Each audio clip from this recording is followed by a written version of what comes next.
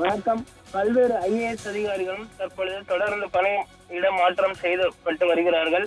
5 IAS அதிகாரிகள் பணியிட மாற்றம் செய்து தமிழ்நாடு அரசு அறிவித்திருக்கிறது. தமிழ்நாடு தொழில் முதலீட்டு கழக தலைவராக உதயச்சந்திரன் ஐஏஎஸ் அவர்கள் நியமிக்கப்பட்டிருக்கிறார்.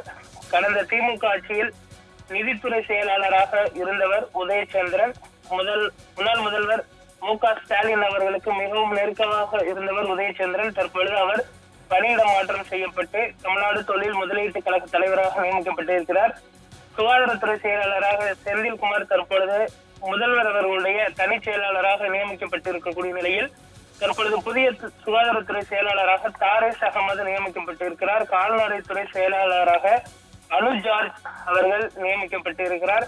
கடந்த முறை அனுஜார்ஜ் அவர்கள் முதல்வரின் தனி செயலாளராக இருந்தவர். தற்பொழுது அவர் கால்நடைத்துறை செயலாளராக மாற்றப்பட்டிருக்கிறார். தமிழ்நாடு செய்தித்தாள் மற்றும் காகித நிறுவனத்தின் தலைவராக குமார் ஜெயந்த் ஐஏஎஸ் அவர்கள் நியமிக்கப்பட்டிருக்கிறார். சமூக நலம் மற்றும் மகளிர் நலத்துறை செயலாளராக மரியம் பல்லவி பல்தேவ் அவர்கள் நியமிக்கப்பட்டிருப்பதும் குறிப்பிடத்தக்கது. பல்வேறு துறைகளின் அதிகாரிகளும் தொடர்ந்து பணியிட மாற்றம் செய்யப்பட்டு வருவதும் குறிப்பிடத்தக்கது. உளவுத்துறை ஐஜியாக பார்த்தோமேயானால் மதியம் புதிய அதிகாரி நியமிக்கப்பட்டார் அஸ்ரா கார்க் அவர்கள். தற்பொழுது பல்வேறு துறை அதிகாரிகளும் தொடர்ந்து பணியிட மாற்றம் செய்யப்பட்டு வருகிறார்கள். விரைவில் பெரிய அளவிலான ஐஏஎஸ் அதிகாரிகளின் மாற்றம் இருக்கும் என எதிர்பார்க்கப்படுகிறது. குறிப்பாக சென்னை மாநகர ஆணையர், அதே போன்று சென்னை மாநகராட்சியில் இருக்கக்கூடிய கமிஷனர் அவர்கள் மாற்றப்பட இருக்கிறார்.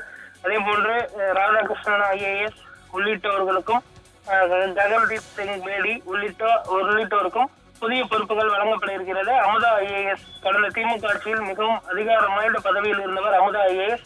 அவருக்கும் தற்பொழுது வெயிட்டிங் லிஸ்டில் வைக்கப்பட்டிருக்கிறார். அவருக்கு புதிய பொறுப்பு வழங்கப்பட இருப்பதும் குறிப்பிடத்தக்கது. அடுத்தடுத்து ஐஏஎஸ் அதிகாரிகள் மாற்றப்பட இருப்பதும் குறிப்பிடத்தக்கது. திமுக ஆட்சியில் நியமிக்கப்பட்ட அனைவரும் மாற்றப்பட்டு புதிய ஐஏஎஸ் அதிகாரிகள் நியமனமானது இருக்கும் என்றும் தலைமைச் செயலக வட்டாரங்கள் தெரிவிக்கின்றன.